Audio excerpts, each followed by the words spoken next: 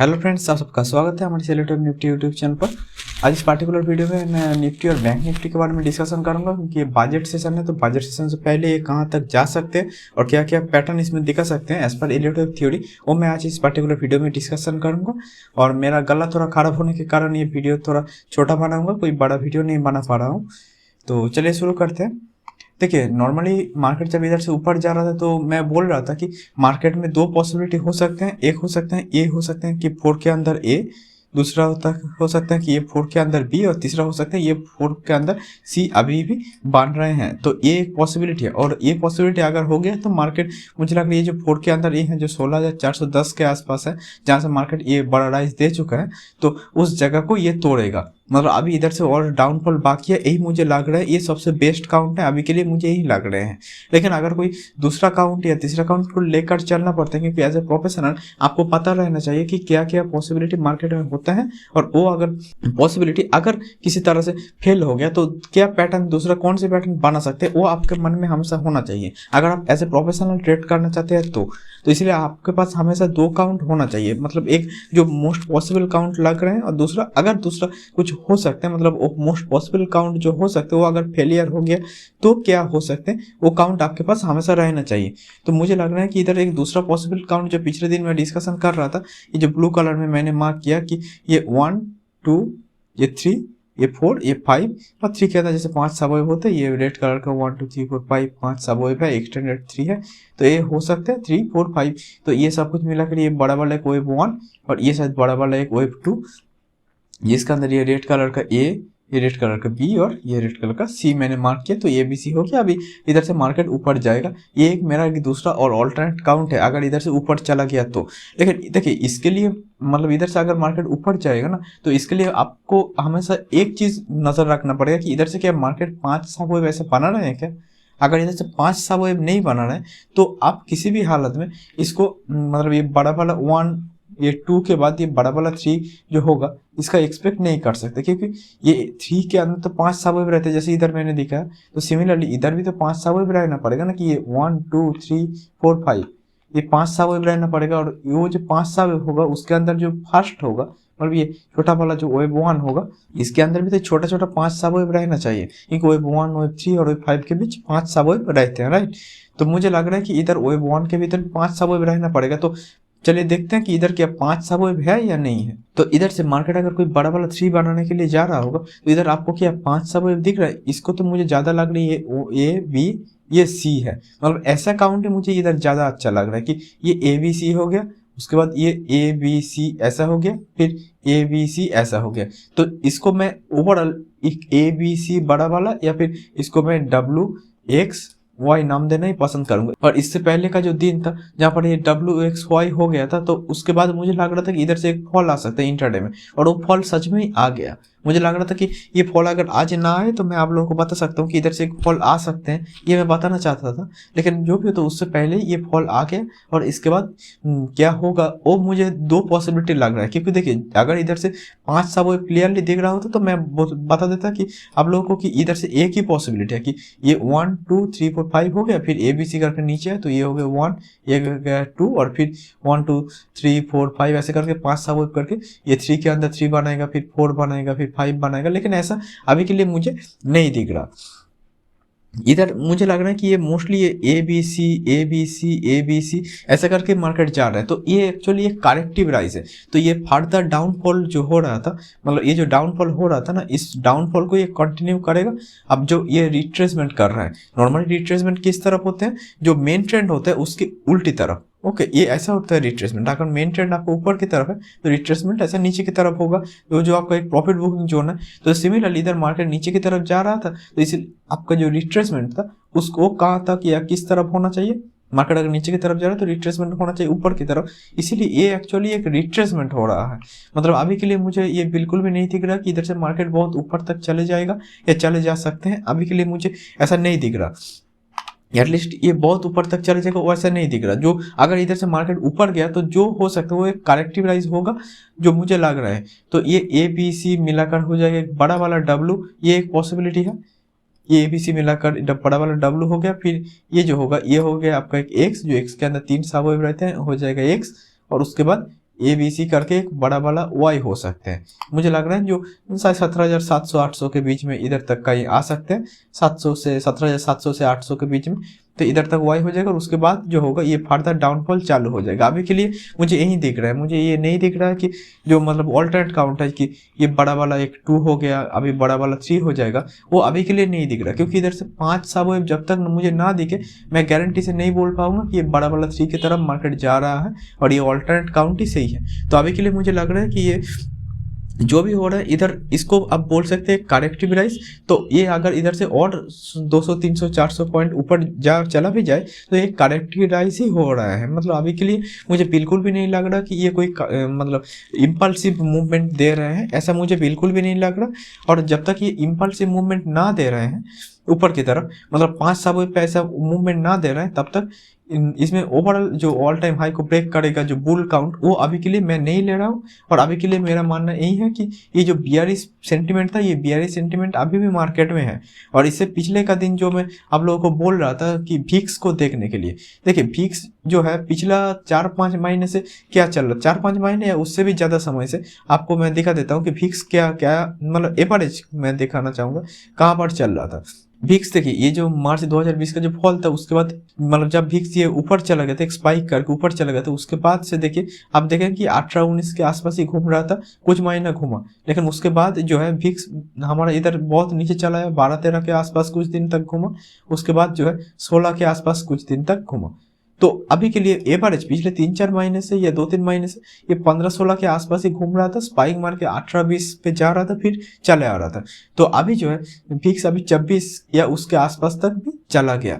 तो VIX जब ये 26 या उसके आसपास तक चला गया, तो उसके बाद आप क्या कर सकते हैं, उसके बाद क्या आप ये कह सकते हैं कि मार्केट में पैनिक मूवमेंट नहीं है? नहीं, मार्केट में पैनिक मूवमेंट है, क्योंकि VIX अभी तक एवरेज जो था, जो 12, 14, 16, 17, 18 ठीक है, लेकिन उससे भी बहुत जब ऊपर चला गया, जो लगभग आपका 22-26 से या फिर उसके आसपास तक चला गया, तो अभी भी मुझे लग रहा है कि मार्केट में अभी भी ये पैनिक मूवमेंट अभी भी मार्केट में है।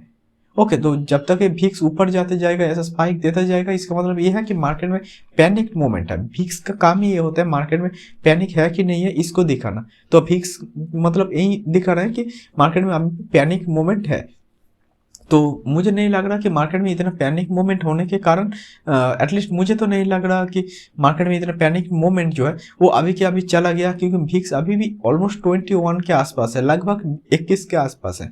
तो VIX जो है एवरेज जो 16 या 17 के आसपास या 18 भी कह सकते थे, हो सकता था, उससे भी ऊपर है। तो मार्केट में अभी भी पैनिक मोमेंट है। ओके, और दूसरी तरफ अगर मैं दिखाने का कोशिश करूँ, ये जो S&P जो S&P 500 जो है, ये सब कुछ जो भी मैं दिखाने का कोशिश करूंगा, उस पर आपको ये क्लियरली दिख रहा होगा ये डेली कैंडलस्टिक पे क्या हो रहा है कि एक अच्छा खासा ऑलमोस्ट 2.5% के आसपास ये पॉजिटिव पे क्लोज हो चुके हैं। ये देखिए इधर ये जो एक स्पाइक दिखा रहा था, वो सेम चीज क्या निफ्टी में भी नहीं हुआ, ये सेम चीज निफ्टी पर भी ये हुआ है। ठीक है, तो ये अगर S&P 500 के लिए मैं देखने का कोशिश करूँ, तो ये जो S&P 500 है, ये अभी के लिए थोड़ा ज्यादा ही पॉजिटिव पे क्लोज हो चुके हैं, और बहुत ज्यादा मतलब जो नैस्डैक है वो 3% 3.5% के आसपास क्लोजिंग हो चुके हैं। तो मतलब ओवरऑल एक बहुत ज्यादा बुलिशनेस आ चुके हैं ये सब जगह पर। तो हो सकता है कि ये जो S&P 500 नैस्डैक जो 2%, 2.5%, 3% के आसपास तक क्लोज हो चुके हैं, इसका एक असर गिरे इस पे, और निफ्टी भी इधर से थोड़ा पॉजिटिव पे चले जाए। अभी के लिए थोड़ा मतलब कुछ दिन के लिए ये पॉजिटिव पे चले जाए, ये हो सकते हैं, लेकिन ओवरऑल इस पे बियरिश सेंटीमेंट ही है। और मुझे लग रहा है कि ये जो राइज होगा ये एक्चुअली एक करेक्टिव राइज ही है। अभी के लिए मुझे नहीं लग रहा कि ये 1 ये 2 में मार्क करना चाहूंगा और उसके बाद ये 3 होगा, ऐसा मुझे नहीं लग रहा। तो मुझे लग रहा है ये 4 के अंदर A हो गया, 4 के अंदर B हो गया, और ये 4 के अंदर C हो रहा है। तो ये जो 4 के अंदर C हो सकते हैं वो कहाँ तक आ सकते हैं, और मुझे लग रहा है ये जो लो है इसको तोड़ सकते हैं। जो मैं जब ये ऊपर जा रहा था तब भी मैं बोल रहा था ना, तो मुझे लग रहा है कि सेम चीज़ अभी भी मैं बोलना चाहूँगा कि ये 4 के अंदर जो C है, ये 16,420 या 16,410 के आसपास जो भी के अंदर ये जहाँ पर लो बने हैं, उसको ये तोड़ने के लिए अभी भी आ रहे हैं, मुझे यही लग रहे हैं।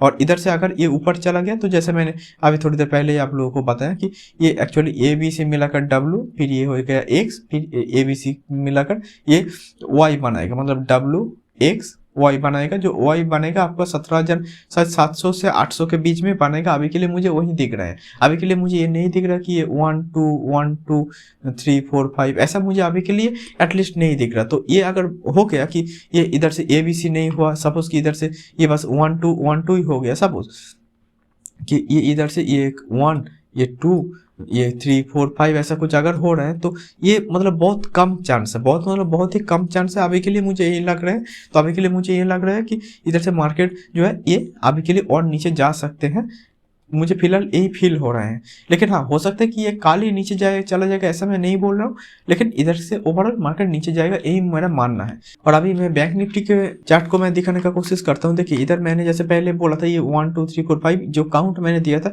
वो काउंट ही अभी भी है मेरे पास। मतलब अभी मैं ये नहीं बोल रहा हूँ कि ये जो काउंट है इसमें कोई बदलाव लाने का कोई ज़रूरत है। तो ये 1 2 3 4 5 भी हुआ, उसके बाद ये ABC हुआ, और उसके बाद दो पॉसिबिलिटी होता है। ये ABC हो जाने के बाद हमेशा दो पॉसिबिलिटी होते हैं, ABC या WXY हो जाने के बाद जो दो पॉसिबिलिटी होते हैं, एक होता है कि इधर से एकदम 1 2 3 4 5 करके मार्केट आगे बढ़ने लगे, मतलब 1 2 3 4 5 करके ऊपर जाने लगे, और दूसरा पॉसिबिलिटी होता है ये करेक्टिव राइज दे। तो अभी के लिए मुझे अगर मैं छोटा टाइम फ्रेम पर जाकर बैंक निफ्टी पे भी देखने का कोशिश करूँ तो अभी के लिए मुझे ये नहीं लग रहा कि ये एक्चुअली ये 1 2 3 4 5 ऐसा नहीं हो रहा है।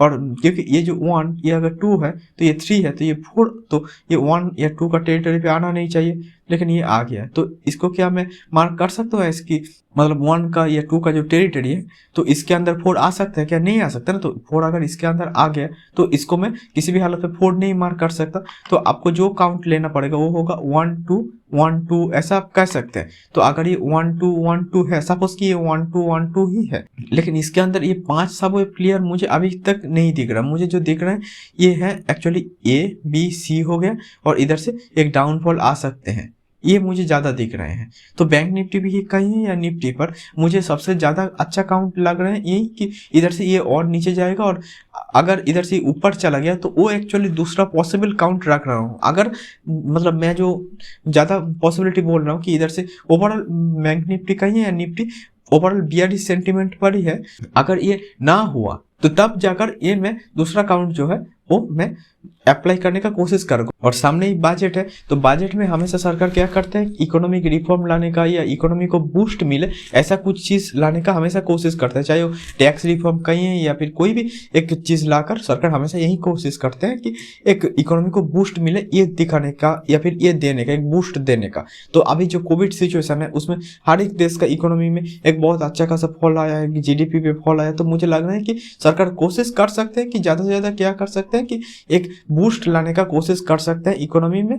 तो इसीलिए सरकार क्या कर सकते हैं कि इस पे एक बूस्ट लाने का कोशिश कर सकते हैं। तो इसीलिए मुझे लग रहा है कि इस पे ये जो दूसरा काउंट है उसको लेकर चलना भी जरूरी है। अगर सामने बजट ना होता तो मैं एकदम कह देता कि इधर से ये नीचे ही जाने का कोशिश करेगा, ये मैं कह देता। लेकिन अभी के लिए मुझे सिर्फ और सिर्फ एक काउंट लेकर मैं चल नहीं सकता, क्योंकि सामने ही बजट है। तो सरकार मुझे लग रहा है कि एक अच्छा खासा बूस्ट देने का कोशिश कर सकते हैं। तो अगर वो बूस्ट दे गया तो क्या होगा, मुझे लग रहा है कि ये जो दूसरा काउंट बोल रहा था कि इधर तक 1 ये 2 हो गया, ये 3 हो सकते हैं, तो वो काउंट मुझे लग रहा है कि सही हो जाएगा, ऐसा अभी के लिए मेरा मानना है। तब आपको ये मेन काउंट जो हो जाएगा वो ये हो जाएगा 1 ये 2 ये 3, तब ये हो जाएगा आपका एक मेन काउंट। अभी के लिए मुझे यही लग रहा है। लेकिन अभी के लिए फिलहाल कहें तो अभी मैं इसमें बियरिश ही हूँ, क्योंकि मुझे लग रहा है कि अभी तक जो भी पैटर्न इसमें दिखाए हैं मुझे अभी तक एटलीस्ट नहीं लग रहा कि इधर से मार्केट बहुत ऊपर तक चला जाएगा। अभी के लिए मुझे वो नहीं लग रहा। इधर से ज़्यादा से ज़्यादा करेक्टिव राइज होकर जो 17,700 या 800 के बीच में जा सकते हैं,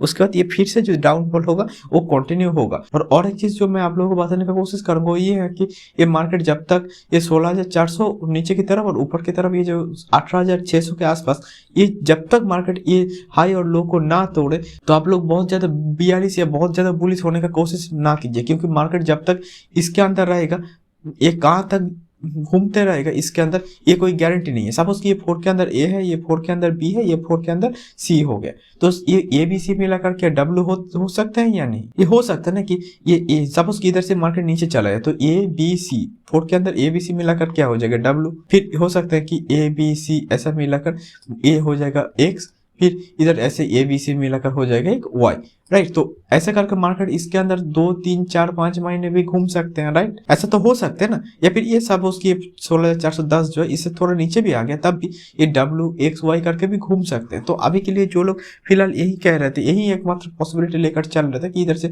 मार्केट जो है ये सिर्फ और सिर्फ बहुत ऊपर तक ही जा सकते हैं, ऑल टाइम हाई को ब्रेक करके चला ही जाएगा।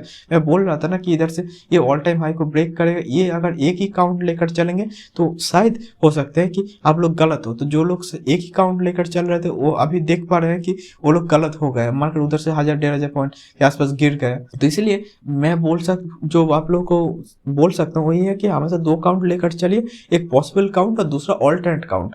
जब तक आप ऑल्टरनेट काउंट नहीं ले चलेंगे, आप एक एलियट वेव का जो रूल है उसको आप तोड़ रहे हैं, क्योंकि एलियट वेव में ऑल्टरनेट काउंट होते ही हैं। तो आप एक ऑल्टरनेट काउंट लेकर चल रहे हैं, क्योंकि अगर जो मेन काउंट जो आपका है वो अगर फेल हो गया तो दूसरा काउंट क्या हो सकते हैं वो आपके मन में हमेशा हो, आप पैनिक ना हो जाए। इसलिए ऑल्टरनेट काउंट लेना जरूरी है।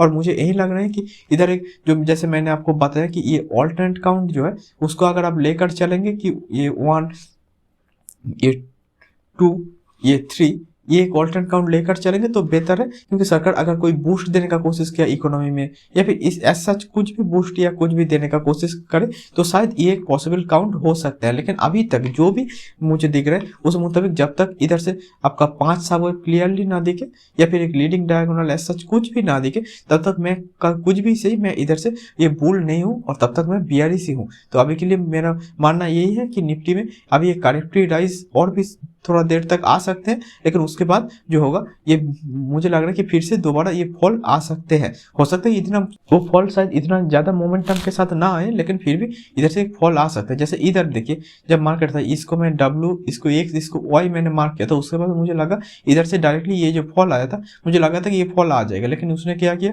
फिर एक X बनाया, फिर एक Z बनाया, ठीक है। तो WXYZ बनाने के बाद इधर से फॉल आया। तो हो सकता है इधर भी जो है इधर मुझे जैसे मैंने जैसे ABC मार्क किया इधर वो शायद ऐसा ना हो सकता है ये WXYXZ ऐसा कुछ बनाने के बाद ही शायद ये फॉल आए। ओके, ये भी एक हो सकता है। तो इसके बाद इधर से थोड़ा जो ऊपर 17,700 के 800 जो है उसके बीच में जाने के बाद भी फॉल आ सकते हैं, लेकिन इधर से मार्केट अभी भी वीक है। वीक्स देखकर भी मुझे लगना है कि मार्केट में अभी भी पैनिक मोमेंट है। लेकिन ये जो S&P 500 ये सब जो भी इधर एक अच्छा खासा सॉलिड क्लोज दिए है ना पॉजिटिव साइड पे, तो इसीलिए मुझे लग रहा है कि इधर से मार्केट शायद थोड़ा पॉजिटिव जा सकते हैं। लेकिन वो फिर भी उसको मैं करेक्टिव राइज ही मानना चाहूंगा। एक दिन बहुत ज्यादा अच्छा क्लोज दे दिया इसका मतलब ये नहीं कि मार्केट इधर से इम्पल्सिव हो गया। एटलीस्ट अभी के लिए मुझे वो नहीं लगेगा। ओके, लेकिन फिर भी अगर आप लोगों को कोई भी क्वेरी हो या फिर आप लोग अगर मुझसे सहमत नहीं है तो आप लोग इस व्हाट्सएप नंबर पर मुझसे जोड़ सकते हैं। तो अभी के लिए इतना ही। Thank you and good bye.